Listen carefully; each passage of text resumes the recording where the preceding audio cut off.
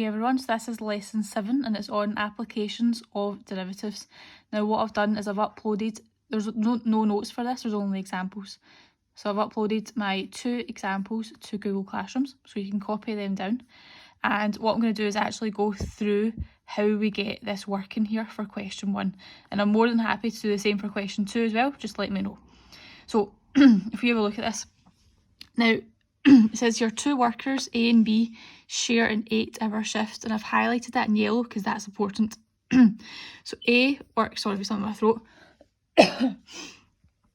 A works for X hours and B works for Y hours.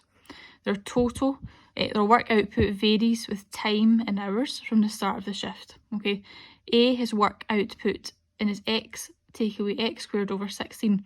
That's important, hence why I've highlighted it. And B has got work output of this. That's important too.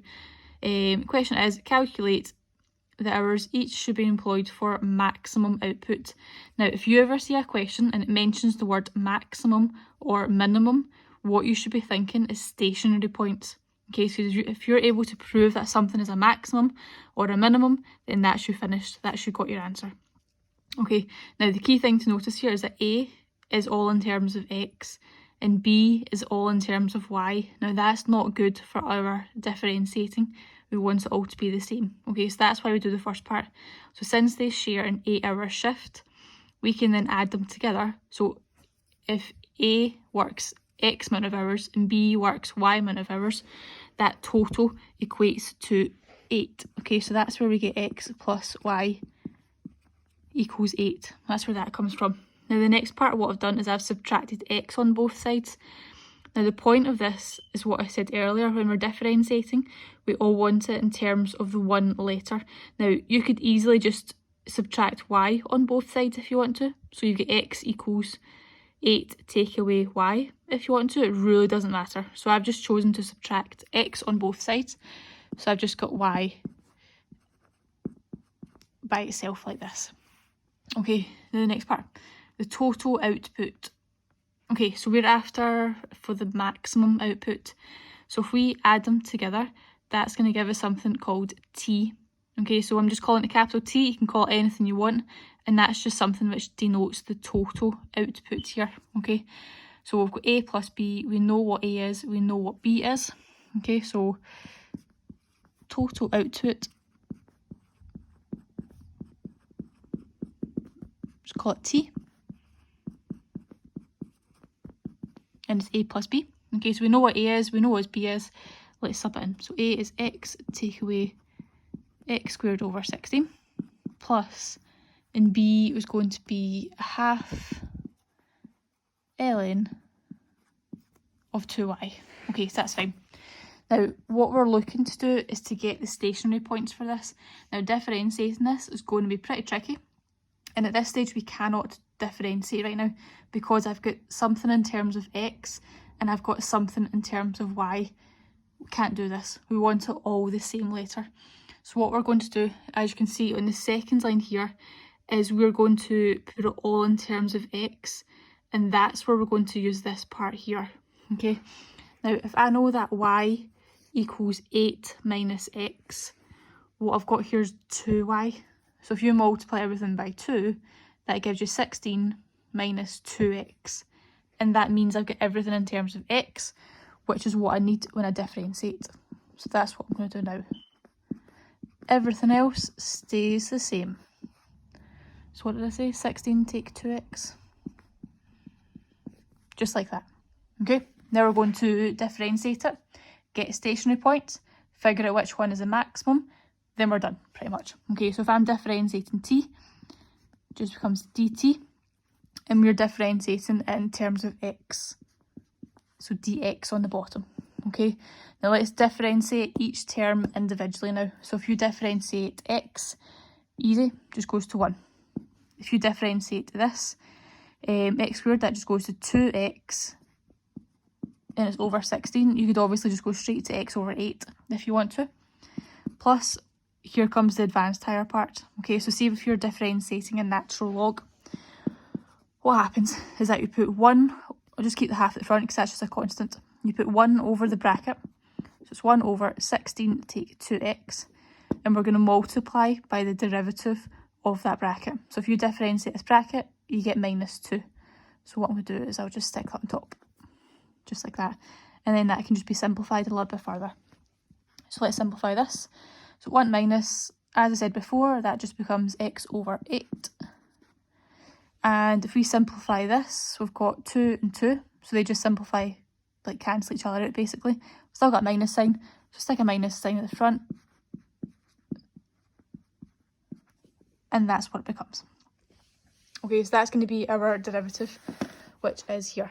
Okay, now the question was asking for the maximum output. So as I've said several times here, what we need to do is to work out stationary points for this. Okay, so for stationary points, we need to put this equal to 0. Okay, which I've said just there. Okay, so for, just shorten it to stat points. Put dt over dx equal to 0 and then solve it for x, which sounds easier than it actually is. I'll talk you through how to do that. Okay, now usually from higher maths, this would have been quite an easy factorisation question, and then you get your 2 brackets and equate both of them equal to 0. Not anymore, we're now in advanced higher maths, so it is a lot more difficult.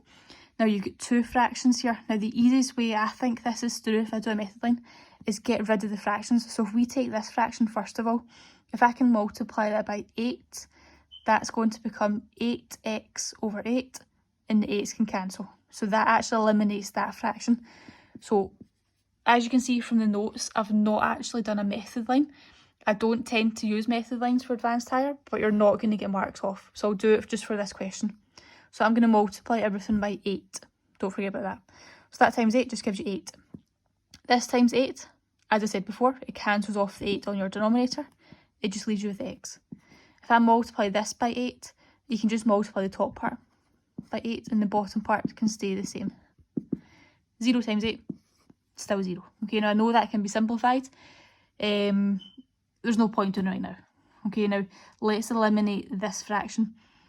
Again, the same way as I'm going to multiply every single thing by that denominator. So multiply by 16, take 2x. So absolutely everything gets multiplied by that. So 8 times 16, take 2x. Take away x times 16, take 2x. Take away 8. And then you can write that aside there if you want. They cancel off, so that just gives you 8. 0 times anything just gives you 0. Okay, so that's a whole lot nicer because I have eliminated the fractions. Now let's multiply out these brackets and gather like terms. Okay, so 8 times 16, what's that? 128. Take away 8 times 2x, 16x. Take 16x, that's going to be a plus because it's a double negative. 2x squared, take 8 equals 0. Okay. So if we gather like terms, get a 2x squared at the front. Our x terms, I've got minus 16x minus 16x gives you minus 32x. And your numbers, you get 128 minus 8 minus 120. Okay, now that looks so much nicer because now we've got a trinomial. But to make our life easier, if I extend this method line down, you can see each of these are even numbers. So I can actually divide everything by 2, and that just eliminates that 2 in front of the x squared and makes the factorisation so much easier. Okay, so divide everything by 2. So that gives you x squared. Take 16x, take 60 equals 0. And then we can just factorise that. So put your 2 brackets in. X goes at the start.